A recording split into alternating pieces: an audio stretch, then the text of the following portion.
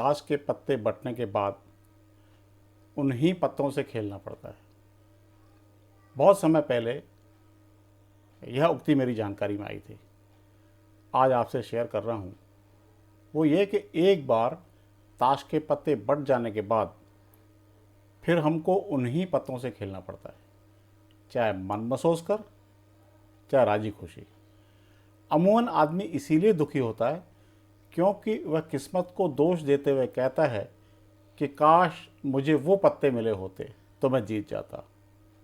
जबकि सच्चाई यह है कि पत्ते तो बंट चुके, उनमें कोई फेरबदल नहीं हो सकता, चाहे कितना ही सिर पीट लो।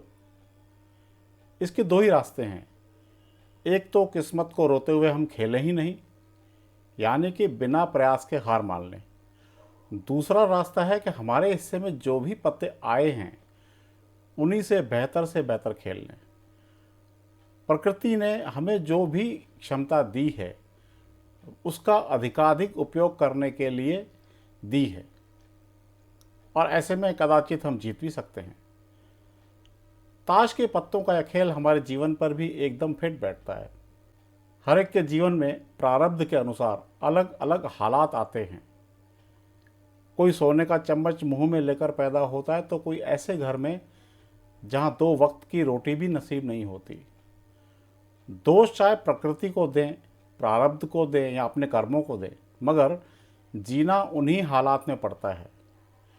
ऐसे में 2 ही रास्ते हैं, या तो संघर्ष से मुंह मोड़ लें जिसमें सफलता की सारी संभावनाएं समाप्त हो जाती हैं। दूसरा यह कि संघर्ष करने को तत्पर हो जाएं जिसमें कि सफलता की संभावनाएं रहती हैं। किसी ने कहा है ना कि 2 ही रास्ते हैं, या तो भाग लो अर्थात पार्टिसिपेट करो, या फिर भाग लो अर्थात मैदान छोड़ दो। जीवन के बारे में सकारात्मक सोच रखने वाले हर हालात में संघर्ष करने को तैयार रहते हैं। हालात या किस्मत का रोना नहीं रोते। एक उदाहरण देखिए, यह जीवन एक जलती सिगरेट की भांति है। सिगरेट को तो जलना ही है और ख़त्म भी होना ही है। चाहें तो सिगरेट की नियति पर रोते रहें या फिर उसके कष्ट ले लें। इसे जीवन के लिहाज से लें तो मतलब ये कि ज़िंदगी एक दिन मौत को उपलब्ध होनी ही है। हम चाहें तो रोते हुए गुजारें और चाहें तो हंसते हुए। प्रसंगवश मुझे एक कहानी याद आती है, वही कछुए व खरगोश वाली। अगर कछुआ यह सोचकर बैठ जाए कि उससे प्रकृति ने अत्यंत धीमी गति दी है तो वह प्रतियोगिता हारा हुआ ही है, और अगर सोच ले कि मुझे जैसी भी गति मिली है दौड़ना मेरा कर्तव्य है, अंजाम चाहे जो हो।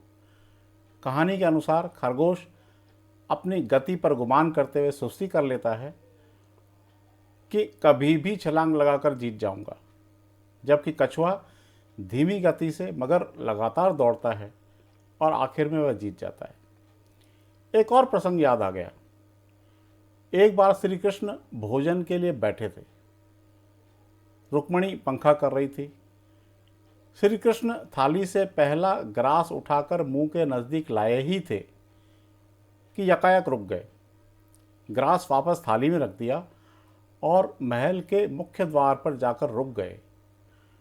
कुछ देर रुके रहे और फिर वापस अंदर आ गए और भोजन करने लगे।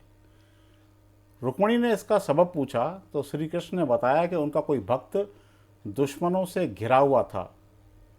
दुश्मन उस पर पत्थर फेंक रहे थे और वह श्री कृष्ण को मदद के लिए पुकार रहा था। थोड़ी देर बाद अचानक उसने भी मुकाबले के लिए पत्थर उठा लिया तो श्री कृष्ण यह सोचकर लौट आए कि अब वह खुद निपट लेगा। हालांकि यह प्रसंग हिम्मते मर्दा मददे खुदा के विपरीत बैठता है, मगर इसका अर्थ यह है कि जब तक हम में अहम है तब तक ईश्वर मदद नहीं करता। जैसे ही हम अहम त्याग देते हैं तो वह सारी जिम्मेदारी खुद ले लेता है। असल में यह एक दार्शनिक नज़रिया है। इसका भाव यह है कि कर्म भले ही हम करें मगर अहम भाव से नहीं, बल्कि भगवान को अपने साथ मानकर, तब तो उसकी मदद मिलती है। लेकिन जैसे ही यह भाव आता है कि मैं ही सक्षम हूँ तो भगवान साथ नहीं देता। आपको ख्याल में होगा कि आमतौर पर जब लोग कोई काम करते हैं तो साथ में ये जोड़ देते हैं कि अगर भगवान ने चाहा तो, या इंशाअल्लाह।